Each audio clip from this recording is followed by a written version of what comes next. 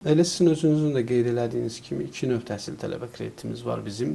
Əslində fondun yaradılmasında başlıca məqsəd o idi ki, az təminatlı ailələrinin, yəni xüsusi əsas qrupların təhsilə çıxışını təmin edək. Eyni zamanda standart paket dediyimiz digər bir kredit növü də bunun yanına əlavə olundu ki, bu bərabər imkanlar sağlamaq üçün cəmiyyətimizə.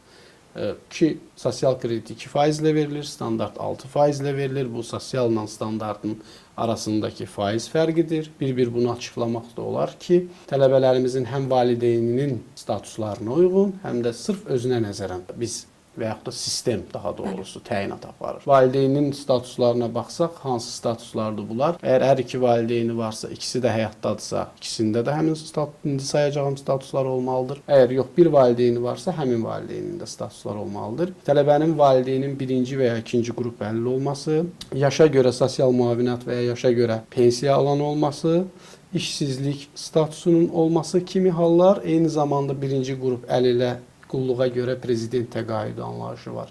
Həmin təqaüdü alan valideyn ola bilər və yaxud da ki, cəza çəkmə müəssisəsində olan valideyn ola bilər. Tələbənin özünə nəzərən insansız statuslara baxılır. Üçüncü qrup əlilli olan tələbə, yəni ki, bildiyiniz kimi birinci və ikinci qrup olan əlilli olan tələbələrimiz bugünkü gün təhsil qanunvericiliyinə uyğun olaraq onlar imtiyazlıdırlar, təhsil haqqından azaddılar.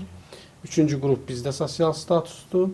Bundan əlavə də əgər tələbə ünvanlı dövlət sosial yardım alan ailənin üzvüdürsə və bu zaman o sosial kreditdən istifadə edə bilər. Eyni zamanda ailə başçısını itirməyə görə sosial müavinət və ya ailə başçısını itirməyə görə pensiya alan tələbəsi. Yəni valideynlərindən birisini itirib və bildiyiniz kimi bakalavr təhsil alsa belə tələbə 23 yaşa qədər bu təqaüd dövrü uzanır. Yəni valideyninin birini itiribsə mütləq ki biz bunu sosial kimi qəbul edirik.